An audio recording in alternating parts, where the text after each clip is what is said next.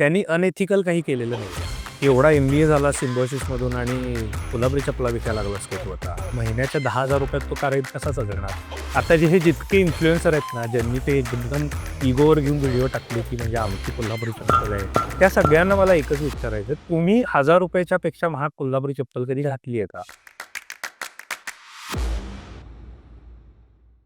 आपल्यासोबत आज आहेत अनुराग कोकेटकर, ज्यांनी 11-12 वर्ष कोल्हापुरी चप्पलेवर अभ्यास करून पायतान हा ब्रँड चालू केला. ते कस्टमाइज्ड कोल्हापुरी चप्पल बनवतात, एकदम ऑथेंटिक, आणि जगभर एक्सपोर्ट सुद्धा करतात. अनुराग कोकेटकर, वेलकम मराठी मॅन्डेटमध्ये. सगळ्यात पहिले मला सांगा, पायतान ब्रँड कसा सुरू झाला आणि तुमच्या ब्रँडबद्दल सांगा. ओके. ॲडव्हर्टायझिंगचं मेजर्स माझं चालू झालं. ब्रँडिंग हा कोर सब्जेक्ट त्यामध्ये आला.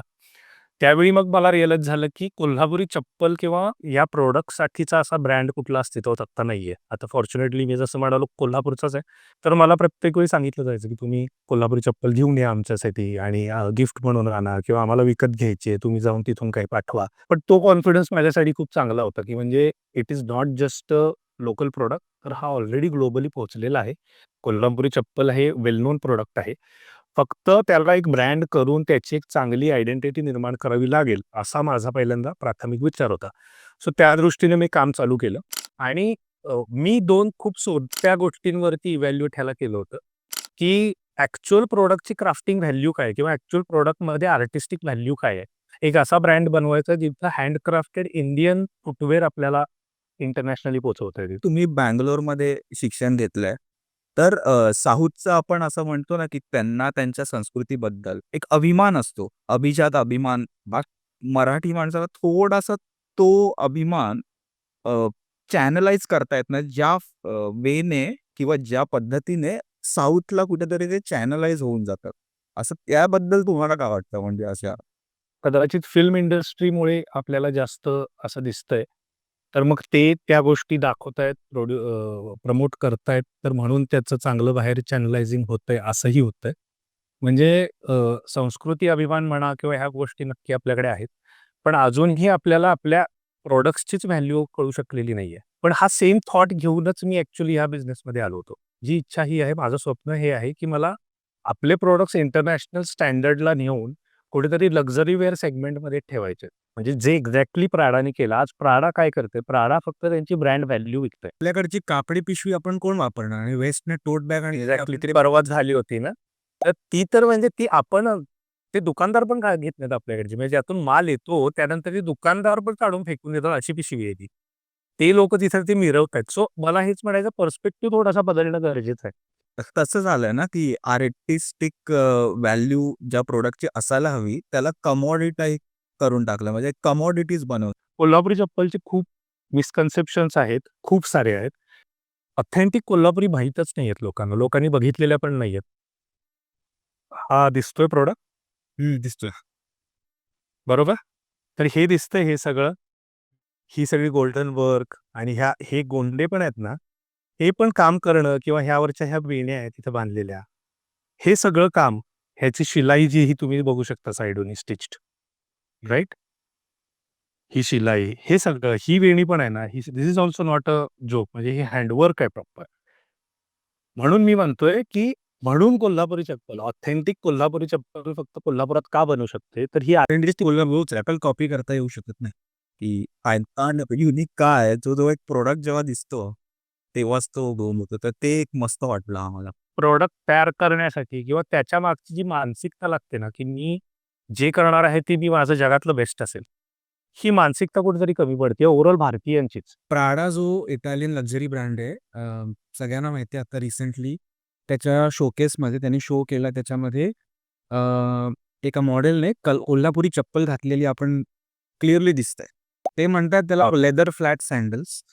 पण बरोबर. सगळ्या जगाला माहिती आहे आणि आपल्या सगळ्यांना माहिती आहे, की ती लिटरली कोल्हापुरी चप्पलसारखी दिसते. तर सगळ्यांमध्ये राग निर्माण झालाय, की क्रेडिट नाही दिलं आम्हाला. तुमच्याकडे ह्या गोष्टीचा पेटंट आहे का? पहिला प्रश्न. तुम्ही ह्याचे कॉपीराइट्स घेण्यासाठी किंवा ह्या डिझाइनवरती कॉपीराइट आणण्यासाठी तुम्ही काही एफर्ट घेतलेत का? तर नाही. तुम्ही याला इंटरनॅशनल आयडेंटिटी देण्यासाठी काय केलंय? तर जी-आय टॅग हा आत्ताचा एक रिसेंट पॉइंट आहे. 2019 मध्ये जी-आय टॅग मिळाला. पण आता हे सगळं असताना प्राडासारख्या ब्रँडनी ज्यावेळी आपला एखादा प्रोडक्ट लेट्स से कॉपी केलं, त्यांनी डिझाइन कॉपी केलं. ते कॉपी केलेलं डिझाइन मला असं वाटतं, की आपण थोडंसं वेगळ्या मार्गाने घ्यायला हवं होतं. कारण तुम्ही बघा, मी गेले 11 वर्ष प्रयत्न करतोय, की ह्या प्रॉडक्टचा स्तर वाढावा. माझे चप्पल 2014ला मिनिमम माझी चप्पल व्हॅल्यू ₹1500 होती. ती आज मी 10 वर्षानंतर ₹3000 आणू शकलोय. म्हणजे मार्केट आहे, हे खरं. पण आपण ते मार्केट आयडेंटिफाय करू शकत नाही किंवा आपण त्या मार्केटला केटर करू शकत नाही, ही आपली कमी आहे. मग एखादा लक्झरीवेअर ब्रँड येतो आणि आपल्यासारखा एक प्रॉडक्ट कॉपी करून तिथं वापरतो आणि तो ₹1.25 लाख विकतो.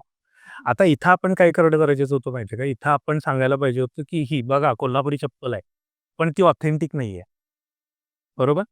इथं आपण क्रॅक करू शकलो असतो त्यांना, की ऑथेंटिसिटी आमच्याकडे आहे. यू मे कॉपी, कॉपी करा 10 लाखाला विका. We don't care. पण ऑथेंटिसिटी आमच्याकडे आहे. कोल्हापुरी बनवायचे ना, इंडियातच यावं लागेल. कोल्हापुरातच यावं लागेल, तर तुम्हाला कोल्हापुरी चप्पल मिळेल. हे मी जसं म्हणालो तसं केलं असतं तर कदाचित प्राइस अपलिफ्टिंग करून आपण काहीतरी पॉझिटिव्हिटी आणू शकलो असतो. आज इतक्या शिव्या घातल्यात त्यांना, त्यांच्याकडून माफीनामा मागून घेतलाय. सॉरी लेटर आले त्यांच्याकडून. म्हणजे स्पेसिफिकली की आम्ही हो आलेलं आहे. मी तुम्हाला नंतर ते लेटर शेअर करतो. ह्यानं काय होतंय माहिती आहे का? इंटरनॅशनल इमेज तुमची काय झाली? उद्या तिथला कुठलाही लक्झरीवर ब्रँड इंडियन कुठल्याही क्राफ्टला हात घालायला बघेल का? कोल्हापुरी चप्पलला 2019 साली जी-आय टॅग मिळालाय. जी-आय टॅगचा अर्थ काय तर ते जिओग्राफिकल इंडिकेशन आहे. ज्यामध्ये असं तुम्ही सांगता, की एखाद्या जिओग्राफिकल एरियामध्ये बनणारी वस्तू किंवा उगवली जाणारी वस्तू, प्रॉडक्ट कुठलाही असेल, तो त्या जिओग्राफिकल एरियातून सोर्स केला तरच तो ऑथेंटिक असेल. सो ही खूप मोठी गोष्ट आहे आणि ही खूप चांगली गोष्ट आहे. महाराष्ट्रात आता फक्त मोजक्या 20-22 गोष्टींना जी-आय टॅग मिळालाय. तर त्यातली एक कोल्हापुरी आहे पहिल्या 10 मध्ये. सो ही पण खूप मोठी गोष्ट आहे. आता कोल्हापूरमध्ये असेल किंवा बाहेर कुठेही कुठलेही सेलर आज जी-आय टॅग कुठल्याही प्रकारे प्रमोट करत नाहीये. आता प्रॉब्लेम हाच झाला होता ज्यावेळी मी पण फॅक्टरी चालू केली होती माझी, त्यावेळी मी काही मुलं सी-एफ-टी-आय आग्रामधून, इन्स्टिट्यूटमधून ट्रेन्ड मुलं आणून त्यांच्या थ्रू करण्याचा प्रयत्न केला. पण मला हे कळालं, की क्राफ्टिंग व्हॅल्यू जी आहे, क्राफ्ट जी जी आर्टिस्टिक व्हॅल्यू आहे ना त्या प्रॉडक्टची, ती ते लोकच करू शकतात. आपल्याकडे जे म्हटलं जातं ना, की ते रक्तात असतं किंवा ते जनरेशननी पास होतं, हे तितकंच खरं आहे. आज जरी नवीन आर्टिस्ट आपण आणून त्यांना घडवायला सुरुवात केली ना, तरी तरी तितक्या इझिली कॉपी नाही करू शकत. त्यांना काही वेळ घालवावा लागेल. म्हणून जी-आय टॅग महत्त्वाचा आहे. आणि मग गव्हर्नमेंटनी त्यांचं काम केलं. आता आमच्याकडे ते the ball is in our court. आम्ही जाऊन ते जी-आय टॅग घेतले पाहिजेत. आम्हाला ते कारागिरांना मिळवून दिले पाहिजेत.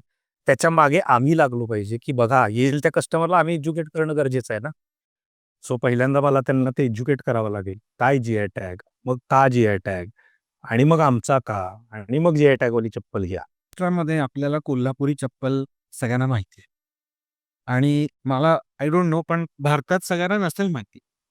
तर आता या कॉन्ट्रोव्हर्सीमुळे भारतात सगळ्यांना कळलं का? कोल्हापुरी चप्पल याचं महत्त्व किंवा कोल्हापुरी चप्पल याची फॅशन आपल्या कोल्हापुरात आहे.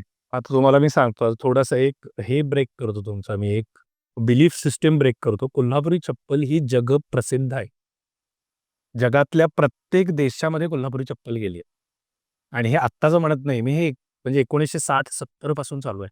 माझ्याकडे काही कनेक्टमध्ये लोक आहेत, जे लोकल बिझनेसमन आहेत, ज्यांच्या आजोबांनी इटलीला एक्सपोर्ट केली आहे.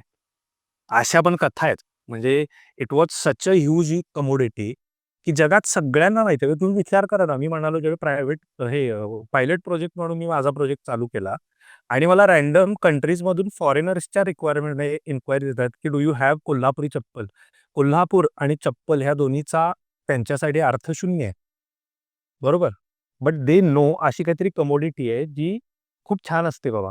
ऑथेंटिक कोल्हापुरी चप्पल बनवण्यासाठी तो कारागीर पण खूप स्पेशलाइज्ड असला पाहिजे ना. 2, 3, 4 जनरेशन्स पासून त्यांच्याकडे फील्ड असला पाहिजे. त्यांनी स्किल्ड असला हां, पाहिजे. बरोबर.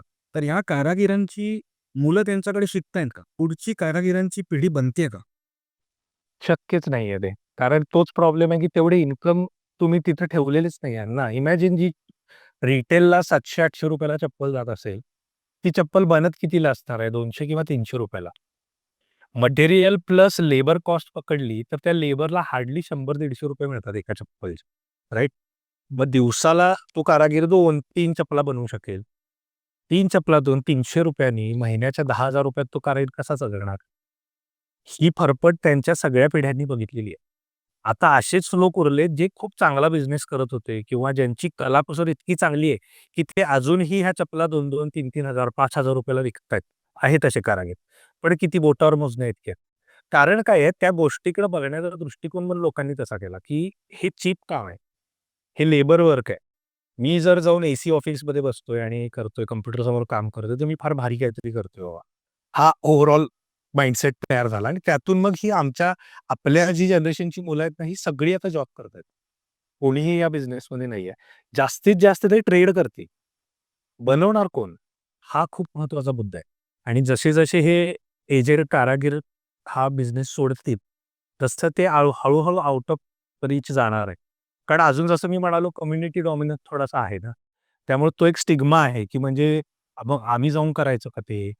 माझ्या बाबतीतही झालंय. मलाही खूप लोकांनी हिणवलं होतं ज्यावेळी मी सुरुवात केली, की एवढा एम-बी-ए झाला सिम्बायोसिसमधून आणि कोल्हापुरी चपला विकायला लागलास काय तू आता?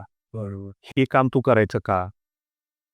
मग तुम्हाला वाटतं का, की राजर्षी शाहू महाराजांच्या वेळेस जी कोल्हापुरी चपलेला जी हे होती म्हणजे व्हॅल्यू होती किंवा ते मिरवायचे असे काही किस्से आहेत. त्यांनी एकदा या कलेला पुढे आणलं होतं आणि तीच कला आता त्याच महाराष्ट्राच्या भूमीत थोडी बॅकग्राऊंडला गेली आहे. जसं मी म्हणालो ह्या सगळ्याला इकॉनॉमिक आधार मिळाला, तर हे सगळं शक्य आहे. पण राजाश्रय हा एक वेगळा विषय आहे टोटली. म्हणजे राजाच तो ब्रँड आहे. बरोबर? तो राजा जे करेल, तो राजा जे घालेल, तो राजा जे प्रमोट करेल, ते वर्ल्ड्स बेस्ट ही लोकांची धारणा होती. त्यामुळे एखादा राजा येऊन म्हणतोय, की बाबा कोल्हापुरी चप्पल सगळ्यात भारी आहे आणि इथून पुढे सगळ्यांनी कोल्हापुरी चप्पल घाला. It is very easy to replicate म्हणजे लोकं लगेच घ्यायला चालू करतात, प्रमोट करायला चालू करतात. आजची कंडिशन ती नाहीये. मग त्यात आमचं पण काम आहे ना, आपलंही काम आहे, तुमचंही काम आहे. तुम्हीही हे प्राउडली सांगितलं पाहिजे. तुम्ही त्या प्राउडली चप्पल घातल्या पाहिजे. तुम्ही त्या फ्लॉन्ट केल्या पाहिजे. आता हे जितके इन्फ्लुएन्सर आहेत ना, ज्यांनी ते एकदम इगोवर घेऊन व्हिडिओ टाकले, की म्हणजे आमची कोल्हापुरी चप्पल आहे आणि कसं काय तुम्ही त्याला हे दिले नाहीत वगैरे. असे जे आशयाचे व्हिडिओ आलेत, त्या सगळ्यांना मला एकच विचारायचं तुम्ही ₹1000 च्या पेक्षा महाग कोल्हापुरी चप्पल कधी घातली आहे का? बरोबर आहे? जर ₹700 ची चप्पल तुम्ही घालताय ना कोल्हापुरी चप्पल, तर तुम्हालाही हे म्हणण्याचा अधिकार नाहीये, की ती आमची चप्पल आहे आणि आम्ही वाचवली. कारण बेसिकली कोणीच ती वाचावी म्हणून काहीच केलेलं नाहीये. पहिला मुद्दा. दुसरं, ती चप्पल मी ज्यावेळी तेवढ्याला विकत होतो, मलाही येऊन लोक वेड्यातच काढायचे ना. "हां, ही काय एवढी महाग असते काय? ₹500 ला तर मिळते की हो बाहेर. तुम्ही काय ₹2,000-2,000 ला विकत बसलाय." मग मी ते त्यांना सगळं सांगायचं, एक्सप्लेन करायचं. मग ते कन्विन्स होतील. सो आपणही कुठेतरी हा अभिमान परत आणणं गरजेचं आहे. आज खूप मुलांना बिझनेस करायचा आहे. तू फर्स्ट जनरेशन एंटरप्रेन्योर आहेस, करेक्ट? उद्या जर मला माझा एक ब्रँड काढायचा असेल, मी काय करायला? मी कोणाला भेटायचं? सोर्स कसं करायचं? वेंडर कसे शोध म्हणजे एक 5 गोष्टी ज्या चेकलिस्टमध्ये झाल्या पाहिजेत फर्स्ट जनरेशन एंटरप्रेन्योर बनायचं आहे तुम्हाला तर. राइट. पहिल्यांदा तुम्हाला प्रॉडक्ट आयडेंटिफाय करावं लागेल. प्रॉडक्ट असेल किंवा सर्व्हिस. आता ती कशी आयडेंटिफाय करावी? सो मला एखादा प्रॉब्लेम दिसला, तो मी आयडेंटिफाय केला आणि मला आता वाटतंय की मी त्यावरती सोल्युशन काढू शकेन. सेकंड स्टेप सोल्युशन काढल्यानंतर ती सोल्युशन प्रॉफिटेबल आहे का? हे बघणं खूप महत्त्वाचं आहे. त्यातून फक्त समाजकार्य होणार असेल, तर तो बिझनेस होऊ शकत नाही. मग एन-जी-ओ उघडा आणि समाजकार्य करा. पण तुम्हाला प्रॉफिटेबल स्केलेबल बिझनेस बनवता येईल का त्या प्रॉब्लेम सोल्युशनमधून? रेझिलियन्स खूप महत्त्वाचा आहे. म्हणजे तुम्हाला प्रत्येक स्टेपवरती निगेटिव्हिटी येणार आहे. मोर ऑफ मराठी मुलांमध्ये, मराठी कुटुंबांमध्ये. कारण आपण त्याची खूप वेगळी तात्विक कारणं आहेत माझ्याकडे, पण आपण खूप सिक्युअर कम्युनिटी झालोय बरेच शतकं आणि त्या सिक्युरिटीमुळं आपण रिस्क फॅक्टरकडून मागे पडतो. आपण रिस्क घेत नाहीये. ते म्हणतात ना, ती बांधावरची शेती करून उपयोग नसतो. शेतीत उतरून हातपाय घाण करून ज्यावेळी कराल ना, त्यावेळी त्याची खरी किंमत येते. तसंच सगळ्या बिझनेसेसचं आहे. स्वतः त्यात उतरावं लागेल, आजच उतरावं लागेल. आपल्या गोष्टींकडे बघण्याचा एक थोडा दृष्टिकोन मिळालाय, की खूप गरजेचं आहे अरे. आपल्याला फक्त त्या रिइन्व्हेंट करायच्या आहेत. आता त्यासाठी किती वेळ आपण लावतोय यावर सगळं आहे. आणि म्हणजे ही म्हटलं ना, काळ्या दगडावरची रेष आहे. भारताइतक्या सुपिरियर गोष्टी जगात कुठेही बनत नाहीत. आणि आता आपल्यालाच ठरवायचं आहे, की आपलं मूळ आपणच जपायचं का वेस्टच्या ब्रँड्सकडे ती जबाबदारी सोप. अगदी बरोबर. चल थँक्यू सो मच. आम्ही असेच अनेक विषय घेऊन येत आहोत मराठी बाइंडेडवर. तोपर्यंत तुम्ही मातीशी जोडलेले राहा आणि अभिमानानं घाला कोल्हापुरी चप्पल.